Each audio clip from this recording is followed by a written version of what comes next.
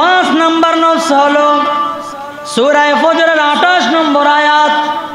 আল্লাহ পাক রব্বুল আলামিন ডাক দিয়ে বলেন, ইরজিই ইলা রাব্বিকি রাদিয়াতাম মারদিয়াহ। আল্লাহ পাক রব্বুল আলামিন বলেন রাদিয়া, নফসে রাদিয়া। এই নফসে রাদিয়া অর্থ হলো ওই নফস যেই নফসটা স্বয়ং আল্লাহ পাক রব্বুল আলামিনের উপর রাজি খুশি হয়ে যায়, আল্লাহ তাআলার উপর রাজি খুশি হয়ে যায়। আল্লাহর হুকুম যখন যেই সময় যেই অবস্থায় যেই অবস্থাতে আসছে, ওই সময় ওই অবস্থায় ওই হালাতে ওই নফসটা আল্লাহ তাআলার হুকুম মানার জন্য চলে যায়। এমন নফসটাকে নফসে রাদিয়া বলা হয়। আমার কাজ আছে, এখন আল্লাহ পাকের হুকুম আসছে, এমন সময় আমার মনে হয় না একটু পরে আমি আল্লাহর হুকুমটা মানব।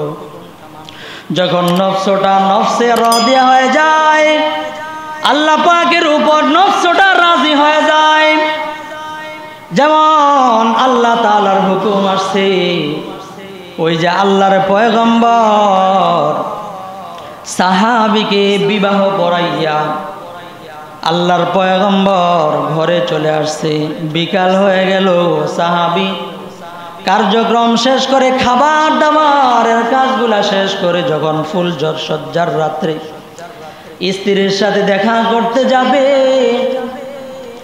স্ত্রীর সাথে সাক্ষাৎ হয়ে গেছে।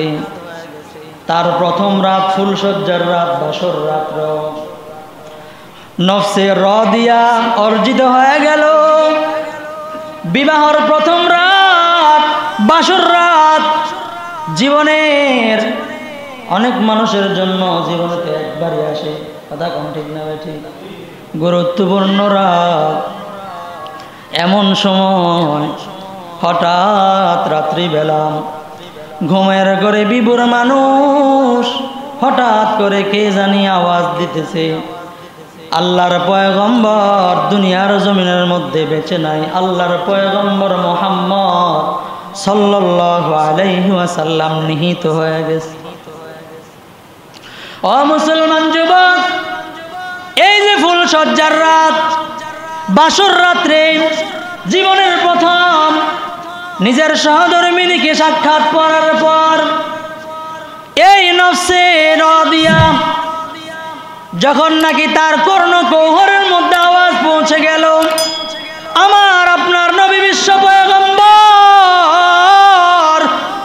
সরওয়ারে দো আলম নবী দুনিয়ার জমিনের মধ্যে নাই, মৃত্যুবরণ করেছে, যুদ্ধের মধ্যে হত্যা হয়ে গেছে।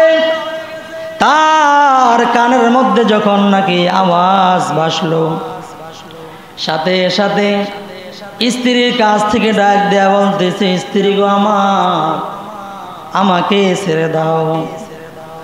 গোসলের ফরজ হয়ে গেল। স্ত্রী ডাক দেয়া বললে, স্বামী আমার, আল্লাহর পয়গম্বরকে দেখতে যাবেন, যুদ্ধে যাবেন, আমার কোনো আপত্তি নাই, যান যান, কোনো সমস্যা নাই, আপনার উপর তো গোসল ফরজ, গোসলটা একটু করে যান। সাহাবী চিন্তা করলো না, যেই জায়গার মধ্যে, যেই জমিনের মধ্যে আল্লাহর পয়গম্বর জীবিত নাই, ওই জায়গার মধ্যে, ওই বাসস্থানের মধ্যে, ওই এলাকার মধ্যে, দুনিয়ার জমিনের মধ্যে বেঁচে থাকার আমার দরকার নাই। গোসল বাদ দিয়া চলে গেলেন উহুদের ময়দানে। আল্লাহু আকবার। এই হলো নফসে রাদিয়া, যেই অবস্থায় আল্লাহর হুকুম আপনার উপর চলে আসছে, চুঁচেরা নাই, কোনো কথাবার্তা নাই, সাথে সাথে উঠে আল্লাহর হুকুমের জন্য, আল্লাহর পয়গম্বরের হুকুম মানার জন্য প্রস্তুত হয়ে গেল। এমন নফসকে বলা হয় নফসে রাদিয়া। কি নফস বলেন? দিন থাকিতে লা ইলাহা ইল্লাল্লাহ বলো ভাই, দিন থাকিতে লা ইলাহা ইল্লাল্লাহ বলো ভাই। দুনিয়াতে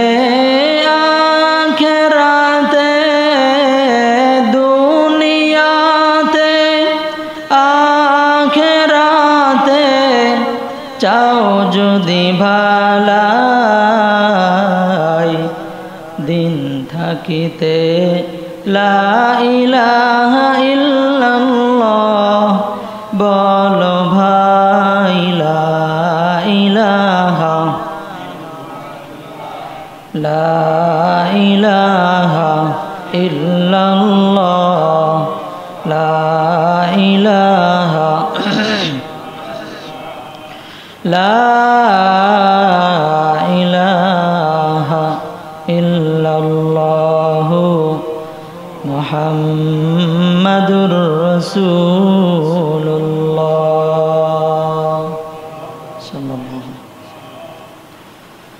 মুহাম্মদ হামিদ হামদে খুদা বস খুদা মুদ আফরিনে মুস্তফা বস মুহাম্মদ আজ তুমি খাম খুদারা খুদায়া আজ তু হুব্বে মুস্তফারা খুদায়া আজ তু হুব্বে মুস্তফারা মুআজ্জাজ মুকাররম মুহতারাম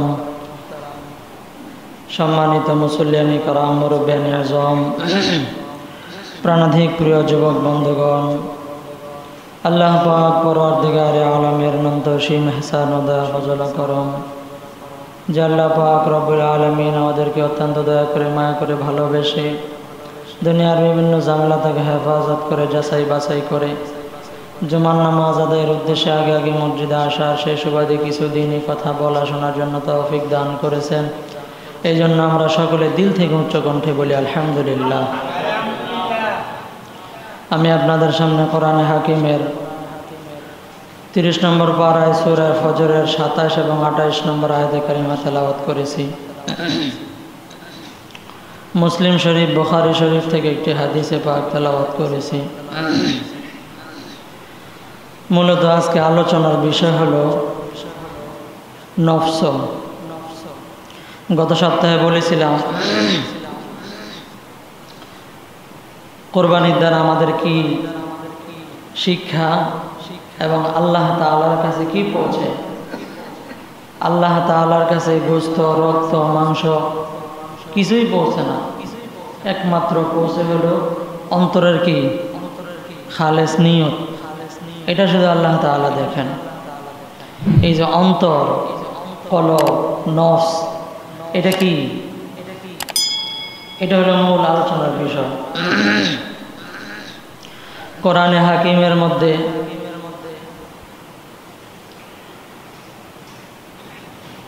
মোটামুটি ভাবে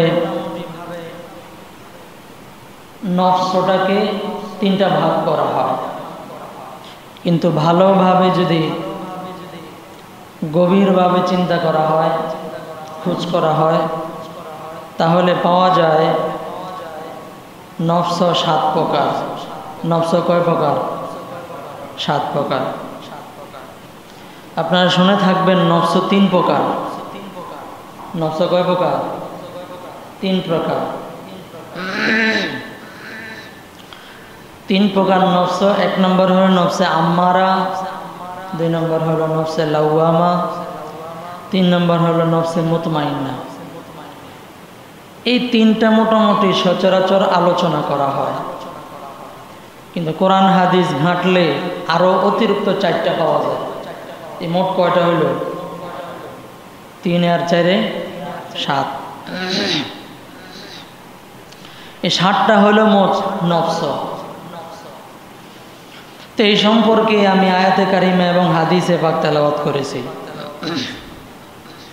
1 নম্বর হলো নফসে আম্মারা, 2 নম্বর হলো নফসে লাওয়ামা। নফসে আম্মারাটা আমরা পরে আলোচনা করব। 2য় নম্বর হলো নফসে লাওয়ামা। আমরা যারা শুনতেছি শুনবো, খুব মনোযোগ দিয়ে শুনবো, এদিক সেদিক খেয়াল করব না। নফসে লাওয়ামা, নফসের নাম কি বলেন? লাওয়ামা। কোরআনে হাকিমের 29 নম্বর পারা সূরা কিয়ামার মধ্যে আল্লাহ পাক রব্বুল আলামিন দ্বিতীয় নম্বর আয়াতের মধ্যে বলেন, লা উকসিমু বিয়াউমিল কিয়ামা ওয়া লা উকসিমু বিন-নাফসিল লাওয়ামা। দ্বিতীয় নম্বর নফস হলো নফসে লাওয়ামা। এই নফসে লাওয়ামার কসম আল্লাহ পাক রব্বুল আলামিন সূরা কিয়ামার দ্বিতীয় নম্বর আয়াতের মধ্যে করেছেন। তাহলে বোঝা গেল নফসটা অত্যন্ত দামি।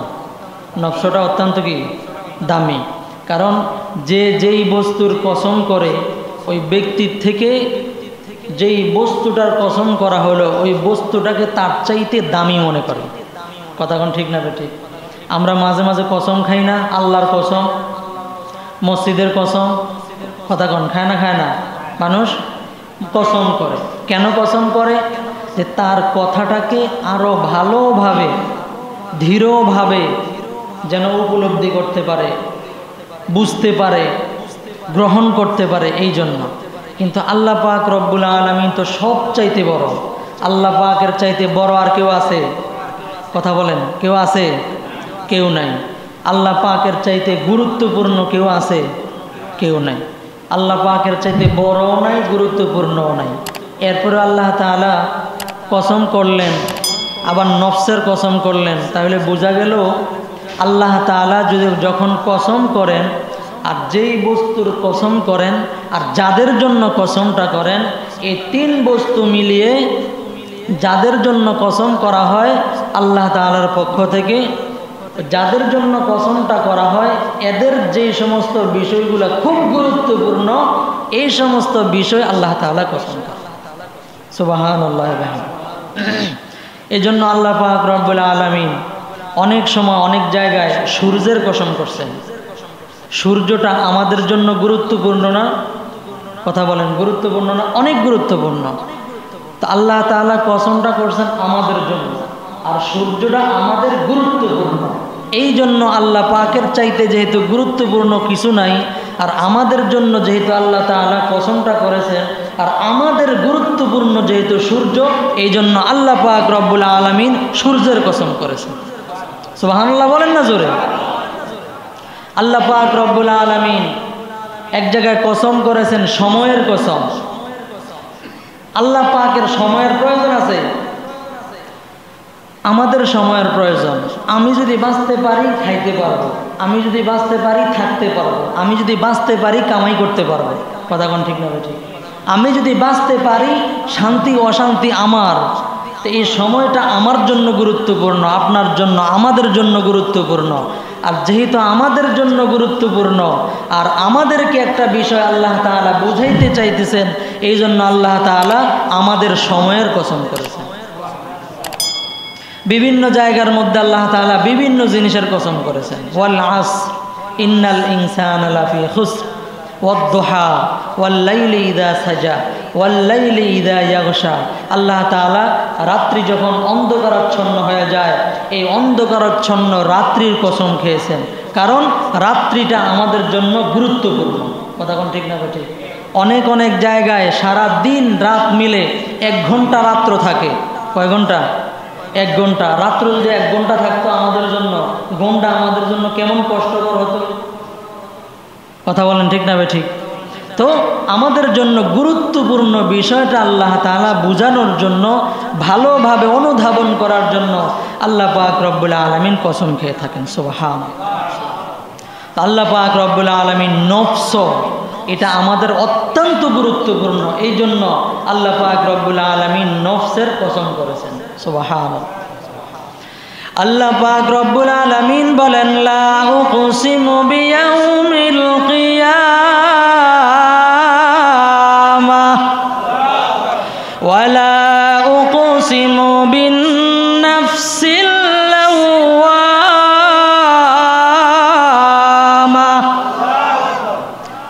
আল্লাহ পাক রব্বুল আলামিন বলেন নফসে লাওয়ামার কসম। নফসে লাওয়ামা এমন নফস যেই নফসটা ভালো জিনিসের জন্য আফসোস করে, খারাপ জিনিসের জন্য আফসোস করে। কিছু কিছু সময়ের জন্য আমি আপনি আফসোস করি, কথা কোন ঠিক না ঠিক? আমার আগের ব্যবসাটা অনেক ভালো ছিল, আমার আগের জায়গাটা অনেক ভালো ছিল, আমি আগে যেই জায়গায় চাকরি করতাম এই জায়গাটা অনেক ভালো ছিল। মানুষ বলে না, আমি যে বিদেশে ছিলাম যে এলাকায় সব মানুষ ভালো ছিল, কথা কোন বলে না বলে না? এই যে আফসোস, নফসে লাওয়ামাটা হলো আফসোস করে, অর্থাৎ পিছনের জিন্দেগির জন্য অনুতাপ, তার ভিতরে অনুশোচনা আসে, এটা ভালোর জন্য খারাপের জন্য। যদি ইমানদারের পক্ষ থেকে হয়, যেমন কোনো ইমানদার আফসোস করবে কেন, যে হায় হায় আমি এই যে সময়টা নষ্ট করেছিলাম, এই সময়টা যদি নষ্ট না করে আল্লাহ তাআলার জিকির করতাম, যদি আটটু ইবাদত করতাম, জান্নাতের মধ্যে যখন জান্নাতীরা জান্নাতে চলে যাবে, জান্নাতের মধ্যে আর কোনো জিনিসের অভাব থাকবে? এদিকে তাকান সবাই, খেয়াল করেন, জান্নাতের মধ্যে কোনো জিনিসের অভাব থাকবে? কোনো জিনিসের অভাব নাই, যা ইচ্ছা তাই খাইতে পারবেন, যা ভোগ বিলাস করার সব কিছু খাইতে পারবেন, কোনো অসুবিধা নেই। আপনার কোনো চাহাত আল্লাহ তাআলা অপূর্ণ রাখবেন না, এটার নাম হলো জান্নাত। এটার নাম কি? জান্নাত। এই জান্নাতের মধ্যেও একটা জিনিসের আফসোস করবে, সেটা কি? মানুষ চিন্তা করবে, আরে জান্নাতের মধ্যে ঢুকে গেলাম, ওই যে বসে বসে এই যে সময়গুলো আসরের পর থেকে মাগরিব পর্যন্ত খালি ঘুরে ঘুরে সময়টা কাটাইছিলেন, এই সময়টা যে ঘুরার ভিতরে যদি একটু জিকির করতাম, আমি রান্নাঘরে পাক করতেছিলাম, আমি আমার কাজে ব্যস্ত ছিলাম, আমার জবানটা খালি ছিল, ওই সময় বেহুদা কথাবার্তা না বলে আমি আমার কাজে ব্যস্ত, অসুবিধা নাই, আমি কাজরত অবস্থায় আমার জবানটা নেড়ে নেড়ে যদি আমি আল্লাহ তাআলার জিকির করতাম, তাহলে আজকে এই জান্নাত যেখানে আমি আছি এর চাইতে উপরের স্তরে আমি চলে যেতে পারতাম। আফসোস করবে। তাহলে জান্নাতি মানুষও কি করবে? আফসোস করবে। কিসের আফসোস? ওই যে পিছনের জিন্দেগির আফসোস। একজন কাফের জাহান্নামে চলে গেছে, মরে গেছে, জাহান্নামে চলে গেছে, এই কাফেরও আফসোস করবে, হায় হায় কত ওয়াজ নসিহত তো ইউটিউবেও শুনতাম, মানতাম, কিন্তু পরিপূর্ণ ইসলাম যদি গ্রহণ করে ফেলতাম, এই কুফর যদি ছেড়ে দিতাম, কাফেররাও আফসোস করবে। তাহলে ওই সময় যাওয়ার পরে আফসোস করার দ্বারা কোনো ফায়দা আছে? কোনো ফায়দা নাই। এই জন্য নফসে লাওয়ামা এটা হলো পিছনের জিন্দেগির জন্য অনুতাপ। এবার আসেন আমি আপনি পিছনের জিন্দেগিটাকে অনুতাপের মধ্যে আনি, তাহলে আমাদের জিন্দেগি কি হবে? উন্নতি হবে, সামনের দিকে আমার জিন্দেগি নেককার হয়ে যায়। সুবহানাল্লাহ। এই জন্য দ্বিতীয় নাম্বার নফস, এর নাম হলো নফসে লাওয়ামা। 2 নাম্বার নফস হলো নফসে লাওয়ামা। 3 নাম্বার নফস হলো নফসে মুলহিমা। নামটা বলেন, নফসে মুলহিমা। বলেন সবাই, নফসে মুলহিমা। এই নফসটা মানুষের অন্তরের মধ্যে খালি ভালো জিনিস, নেক আমল করার প্রতি মানুষকে উদ্বুদ্ধ করে, মানুষকে শুধু ভালো দিকে নিয়ে যায়, এমন নফসকে নফসে মুলহিমা বলা হয়। কি নফস বলা হয়? জোরে বলেন, নফসে মুলহিমা। আল্লাহ পাক রব্বুল আলামিন সূরাতুর শামসের মধ্যে বলেন, ফাআলহামাহা ফুজুরাহা ওয়া তাকওয়াহা।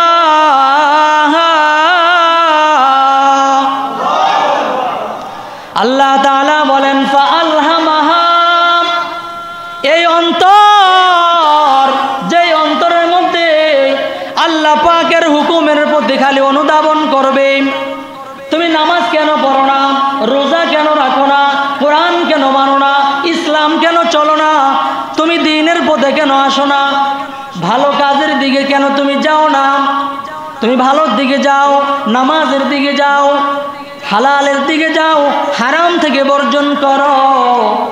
এই নফসে মুলহিমা সর্বাবস্থায় আমাকে আপনাকে আল্লাহ তাআলার ইবাদতের দিকে অনুধাবিত করতে থাকে। জোরে বলুন সুবহানাল্লাহ। এমন নফস 3 নাম্বার নফসের নাম কি করে বলেন? নফসে মুলহিমা। কি নাম?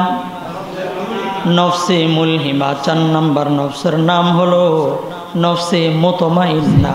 নফসে মুতমাইন্না। আল্লাহ পাক রব্বুল আলামিন সূরা ফজরের 27 নম্বর আয়াতের মধ্যে বলেন, ইয়া আইয়াতুহান নাফসুল মুতমাইন্না।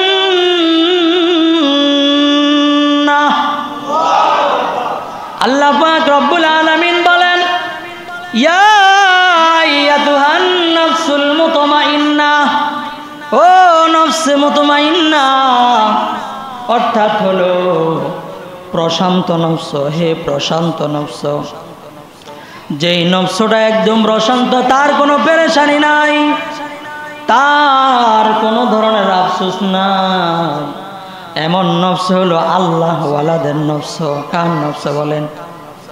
আল্লাহ ওয়ালাদের নফস, আল্লাহর পেয়ারা বান্দাদের নফস। কয় নাম্বার বলেন? 4 নাম্বার। কয় নাম্বার? নাম কি? নফসে মুতমাইন্না। নাম কি বলেন? নফসে মুতমাইন্না।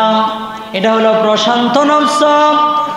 অনেক সময় আমার আপনার অন্তর এমনভাবে পেরেশানি যুক্ত হয়ে যায়, ঘুম ভাল লাগে না, বাড়িতেও ভাল লাগে না, দোকানেও ভাল লাগে না, চাকরিতেও ভাল লাগে না, হয় না। ওই সময় আপনার মন মস্তিষ্ক, আপনার অন্তর প্রশান্ত না অশান্ত? ওই সময় অশান্ত। এই জন্য আল্লাহ পাক রব্বুল আলামিন বলেন 5 নাম্বার নফসের নাম হলো নফসে মুতমাইন্না। এই নফসে মুতমাইন্নাটা হলো যখন আপনার নফস প্রশান্ত হয়ে যাবে, একটা লেভেলে চলে আসবে। এই লেভেলে আসার জন্য আপনার আমার এক জায়গায় গিয়া একজন আহলুল্লাহ, একজন আলেম, একজন আল্লাহওয়ালা, এদের সাথে সম্পর্ক রাখা, অর্থাৎ ভালো মানুষের সংস্রব যদি গ্রহণ করা হয়, তাহলে একটা পর্যায়ে যেতে যেতে যেতে যেতে আমল করতে করতে এই অন্তর প্রশান্ত নফসে মুতমাইন্না অর্জন হয়ে যায়। অর্থাৎ নফসে মুতমাইন্না এটা নিজে নিজে হয় না, এটার মধ্যে মেহনত করা লাগে। এটার মধ্যে কি করা লাগে? মেহনত করা লাগে, কাজ করা লাগে। আর আগের যে নফসগুলো, 1 নাম্বার নফস যেটা, এটা পরে বলবো, এটা হলো শুধু গুনাহ করা, এটার মধ্যে কোনো কাজ লাগে না। 4 নাম্বার নফসে গেল। 5 নাম্বার নফস হলো সূরা ফজরের 28 নম্বর আয়াত। আল্লাহ পাক রব্বুল আলামিন ডাক দেয়া বলেন, ইরজিই ইলা রাব্বিকি রাদিয়াতাম মারদিয়া। আল্লাহ পাক রব্বুল আলামিন বলেন রাদিয়া, নফসে রাদিয়া। এই নফসে রাদিয়া অর্থ হলো ওই নফস, যেই নফসটা স্বয়ং আল্লাহ পাক রব্বুল আলামিনের উপর রাজি খুশি হয়ে যায়, আল্লাহ তাআলার উপর রাজি খুশি হয়ে যায়। আল্লাহর হুকুম যখন যেই সময় যেই অবস্থায় যেই অবস্থাতে আসছে, ওই সময় ওই অবস্থায় ওই হালাতে ওই নফসটা আল্লাহ তাআলার হুকুম মানার জন্য চলে যায়। এমন নফসটাকে নফসে রাদিয়া বলা হয়। আমার কাজ আছে, এখন আল্লাহ পাকের হুকুম আসছে, এমন সময় আমার মনে হয় না একটু পরে আমি আল্লাহর হুকুমটা মানব। যখন নফসটা নফসে রাদিয়া হয়ে যায়, আল্লাহ পাকের উপর নফসটা রাজি হয়ে যায়। যেমন আল্লাহ তাআলার হুকুম আসছে, ওই যে আল্লাহর পয়গম্বর সাহাবীকে বিবাহ পড়াইয়া আল্লাহর পয়গম্বর ঘরে চলে আসছে। বিকাল হয়ে গেল, সাহাবী কার্যক্রম শেষ করে, খাবার দাবারের কাজগুলা শেষ করে যখন ফুল সজ্জার রাত্রে স্ত্রীর সাথে দেখা করতে যাবে, স্ত্রীর সাথে সাক্ষাৎ হয়ে গেছে। তার প্রথম রাত, ফুল সজ্জার রাত, বাসর রাত্র, নফসে রাদিয়া অর্জিত হয়ে গেল। বিবাহর প্রথম রাত, বাসর রাত জীবনের অনেক মানুষের জন্য জীবনে তো একবারই আসে, কথা কম ঠিক না ভাই? ঠিক, গুরুত্বপূর্ণ রাত। এমন সময় হঠাৎ রাত্রিবেলা ঘুমের ঘরে বিভোর মানুষ হঠাৎ করে কে জানি আওয়াজ দিতেছে। আল্লাহর পয়গম্বর দুনিয়ার জমিনের মধ্যে বেঁচে নাই। আল্লাহর পয়গম্বর মুহাম্মদ সাল্লাল্লাহু আলাইহি ওয়াসাল্লাম নিহিত হয়ে গেছে। ও মুসলমান যুবক, এই যে ফুল সজ্জার রাত, বাসর রাত্রে জীবনের প্রথম নিজের সহধর্মিনীকে সাক্ষাৎ করার পর এই নফসে রাদিয়া যখন নাকি তার কর্ণকুহরের মধ্যে আওয়াজ পৌঁছে গেল, আমার আপনার নবী বিশ্ব পয়গম্বর সরওয়ারে দো আলম নবী দুনিয়ার জমিনের মধ্যে নাই, মৃত্যুবরণ করেছে, যুদ্ধের ময়দানে হত্যা হয়ে গেছে। তার কানের মধ্যে যখন নাকি আওয়াজ ভাসলো, সাথে সাথে স্ত্রীর কাছ থেকে ডাক দেয়া বলতেছে, স্ত্রী গো আমার, আমাকে ছেড়ে দাও। গোসলের ফরজ হয়ে গেল। স্ত্রী ডাক দেয়া বললে, স্বামী আমার, আল্লাহর পয়গম্বরকে দেখতে যাবেন, যুদ্ধে যাবেন, আমার কোনো আপত্তি নাই, যান যান, কোনো সমস্যা নাই, আপনার উপর তো গোসল ফরজ, গোসলটা একটু করে যান। সাহাবী চিন্তা করলো না, যেই জায়গার মধ্যে, যেই জমিনের মধ্যে আল্লাহর পয়গম্বর জীবিত নাই, ওই জায়গার মধ্যে, ওই বাসস্থানের মধ্যে, ওই এলাকার মধ্যে, দুনিয়ার জমিনের মধ্যে বেঁচে থাকার আমার দরকার নাই। গোসল বাদ দিয়া চলে গেলেন উহুদের ময়দানে। আল্লাহু আকবার।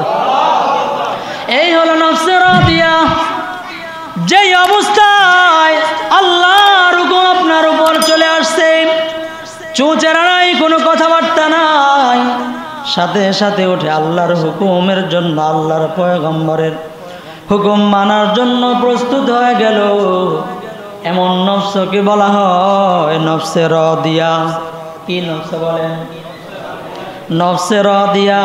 এই নফসে রাদিয়া যার অর্জিত হয়ে যায়, তার জন্য আরেকটা নফস তৈরি হয়ে যায়। 6 নাম্বার আল্লাহ পাক রব্বুল আলামিন সূরা ফজরের 28 নম্বর আয়াতে বলেন, ইরজিই ইলা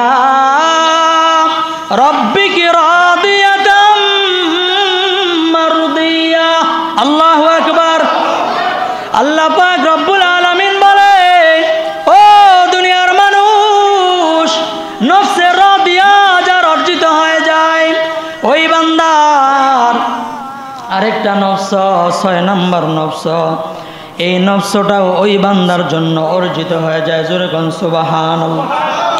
ওই নফসের নাম কি? ও যুবক, ভালো করে শুনে নাও। আল্লাহ পাক রব্বুল আলামিন বলেন, ওই নফসের নাম হলো নফসে মারদিয়া। জোরে কোন আল্লাহু আকবার। নফসে মারদিয়া এর অর্থ হলো যেই নফসের উপরে স্বয়ং আল্লাহ পাক রব্বুল আলামিন খুশি হয়ে যায়। আল্লাহু আকবার।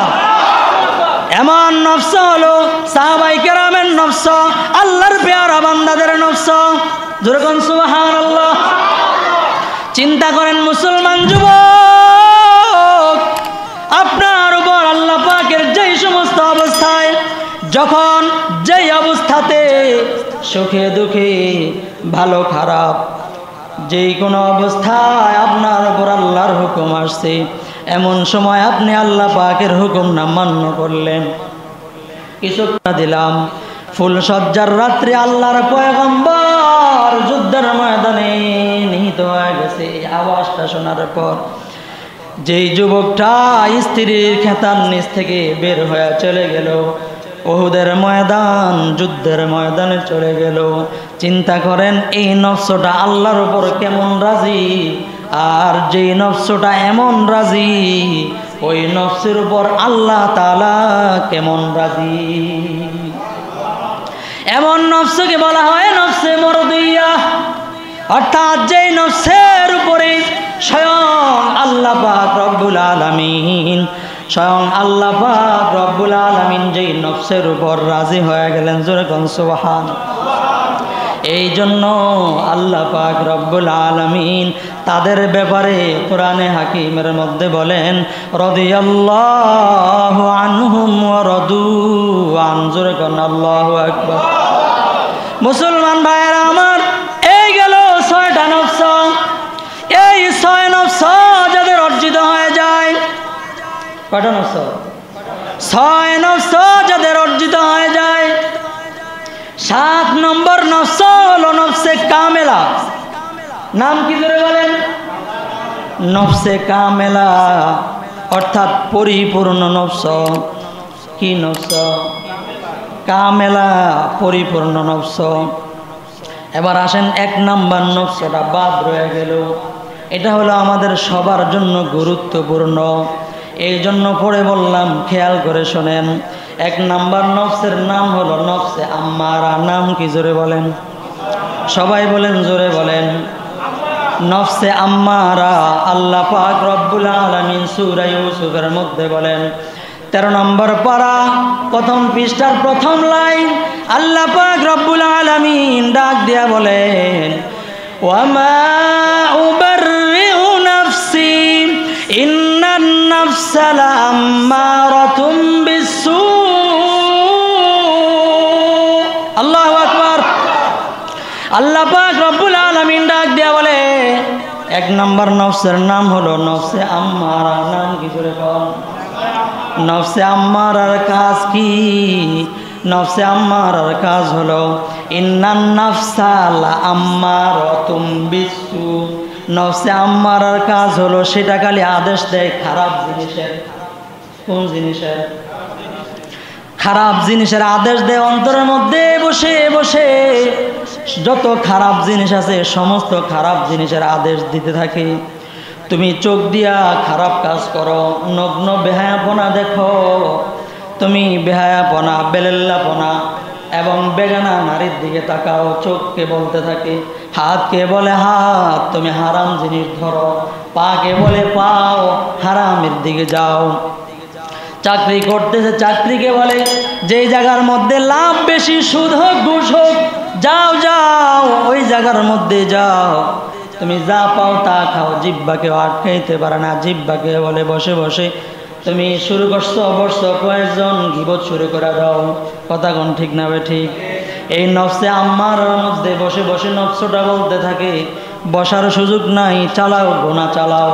তোমার চোখ দিয়া, হাত দিয়া, কান দিয়া, জবান দিয়া, অন্তর দিয়া, পা দিয়া, অঙ্গ প্রত্যঙ্গ দিয়া, তোমার যত অঙ্গ আছে সমস্ত অঙ্গ দিয়া শুধু খালি তোমার গুনাহ করার জন্য যেই নফসটা উদ্বুদ্ধ করতে থাকে দৈনন্দিন 24 ঘন্টা। দৈনন্দিন কয় ঘন্টা? 24 ঘন্টা তোমাকে আমাকে দিতে থাকে। এই যুবক, তুমি মুখের মধ্যে দাড়ি রাখার দরকার কি? আরো বড় হইলে এরপরে রাখবা, দরকার নাই। নবীর সুন্নত মানার দরকার নাই, দিতে থাকে। যত গুনাহের কাজ আছে, এভরিথিং এ টু জেড, শয়তানের যত কাজ আছে, নফসে আম্মারা বসে বসে ইনজেকশন পোষ করতে থাকে। আর এই নফসের সাথে আরেকটার নাম হলো অন্তর, এর মধ্যে আরেকটার নাম হলো রূহ। নাম কি বলেন? রূহ। এরপরে আরেকটার নাম হলো কলব। নাম কি বলেন? কলব। এই 7 প্রকার নফস আপনার কাছে মনের মধ্যে খালি আইন বাস্তবায়ন করার জন্য, আইন প্রণয়ন করার জন্য, নতুন নতুন নিয়ম, নতুন নতুন গুনাহ অন্তরের মধ্যে পয়দা করার জন্য নফসের মধ্যে খালি কুমন্ত্রণা দিতে থাকে এই নফস। এরপরে যায় হলো রূহের মধ্যে। রূহের মধ্যে গিয়া রূহ এটাকে যাচাই করে ভালো না খারাপ। আপনার ঈমান যদি ভালো হয় তাহলে আপনার ভালো কাজটাও ভালো লাগে না, আপনার খারাপ কাজটা ভালো লাগে। আর যদি কাফের বেঈমান নাস্তিক মুরতাদ হয়ে যায় তাহলে কোনো কাজ অন্তরের মধ্যে ভালো বলার কোনো সুযোগ থাকে না, সব কাজ তার কাছে খারাপ হয়ে যায়। এরপরে হলো কলব। এরপরে কি? কলব। ও মুসলমান যুবক, এই যে নফসে আম্মারাটা আছে, এই নফসে আম্মারা এর চাইতে বাঁচার জন্য আপনি ভালো মানুষের সোহবত গ্রহণ করা লাগবে। কিসের সোহবত বলেন? ভালো মানুষের সোহবত। কারণ শয়তান তো আপনার নফসের ভিতরে বসে বসে ঘুমের ভিতরে, ঘুম থেকে ওঠার পরে সারা দিন 24 ঘন্টা আপনার ভিতরে মেহনত করতেছে। মেহনত করতে করতে করতে করতে এক পর্যায়ে আপনাকে নাস্তিক পর্যায়ে বানায় দেয়। জোরে কর নাউজুবিল্লাহ। সুতরাং যেই নফসের মধ্যে শয়তান মেহনত করলো, এই নফসটাকে যদি ভালো করতে হয়, নফসে মুতমাইন্না বানাইতে হয়, নফসে রাদিয়া বানাইতে হয়, নফসে মারদিয়া বানাইতে হয়।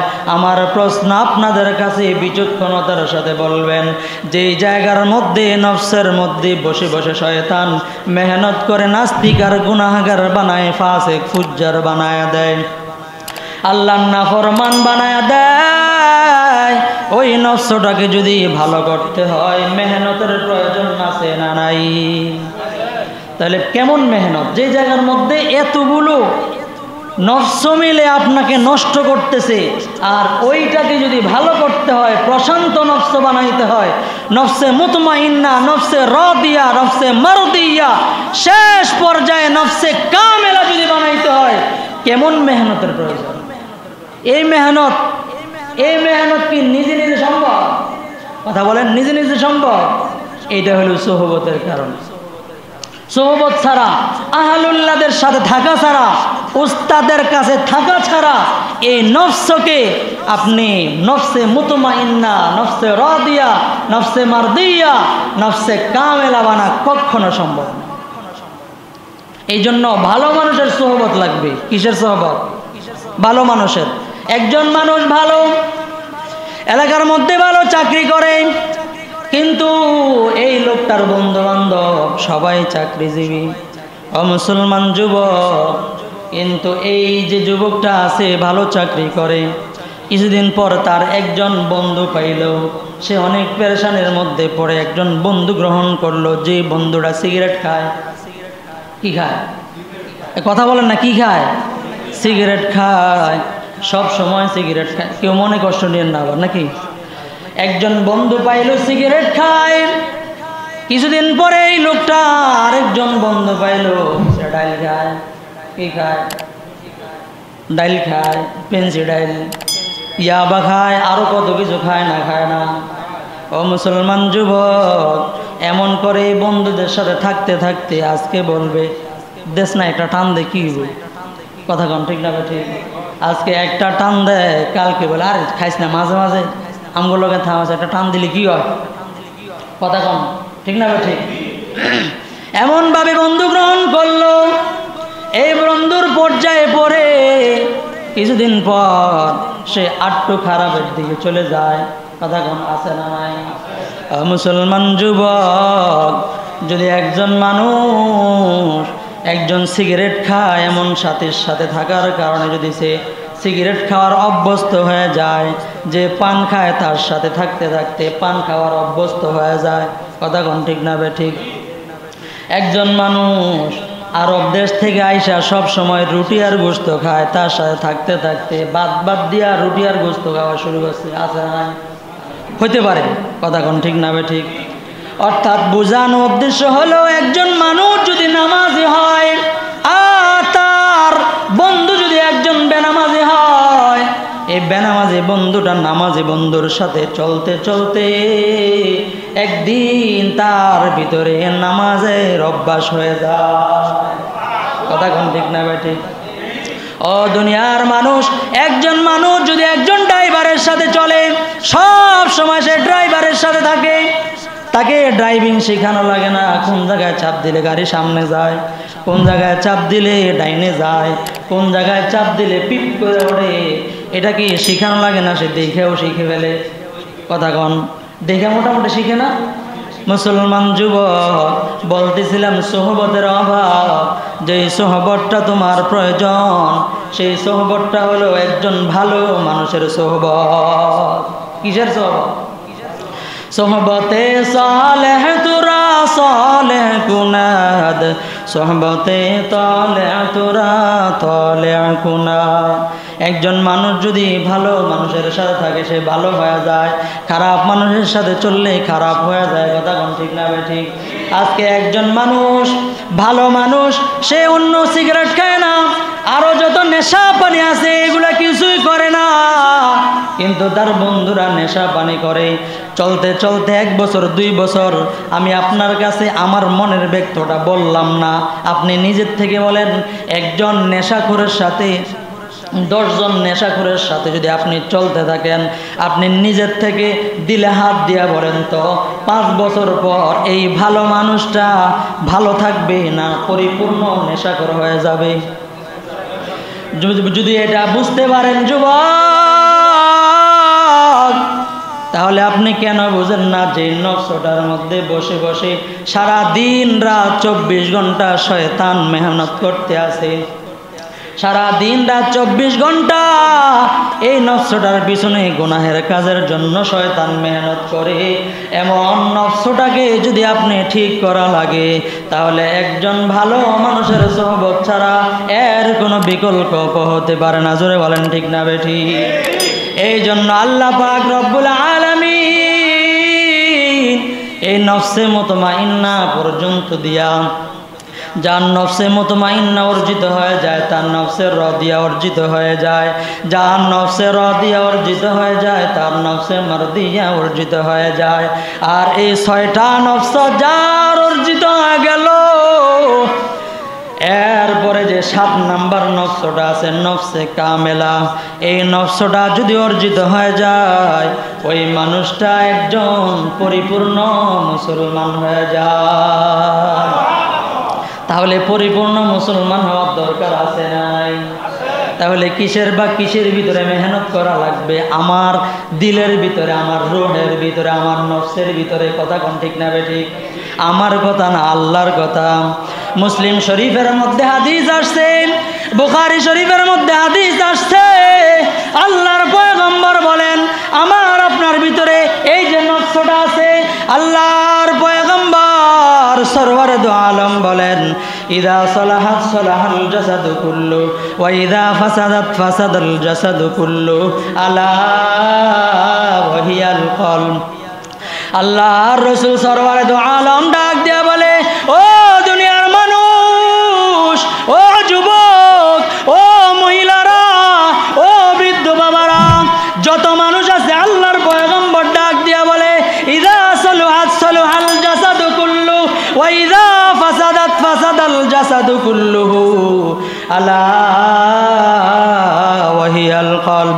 আল্লাহর পয়গম্বর সরওয়ারে দু আলম আজ থেকে 1500 বছর আগে ডাক দিয়া বলে, আমার আপনার শরীরের ভিতরে একটা গোশতের টুকরা আছে। কি আছে? জোরে কোন? একটা গোশতের টুকরা আছে। ইদা সালাহাত সালাহাল জাসাদু কুল্লু, এই গোশতের টুকরাটা যদি আপনি আমি পবিত্র করতে পারি, ভালো বানাইতে পারি, ইদা ফাসাদাত ফাসাদাল জাসাদু কুল্লু ওয়া ইদা ফাসাদাত ফাসাদাল জাসাদু কুল্লু, আর এই গোশতের টুকরাটা যদি ভালো বানাইতে পারি, একটা গোশতের টুকরার কারণে পুরা অঙ্গটা মাথা থেকে নিয়ে পা পর্যন্ত A to Z পূর্ণ বডিটা আপনার ভালো হয়ে যাবে। ও যুবক, আল্লাহর পয়গম্বর বলেন, ওয়াইদা ফাসাদাত ফাসাদাল জাসাদু কুল্লু।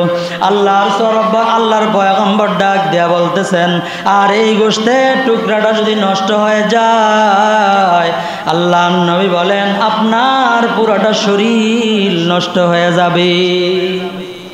সময় শেষ। একটা উদাহরণ দিতে চাইছিলাম, এই উদাহরণটা আগামী সপ্তাহে দিব।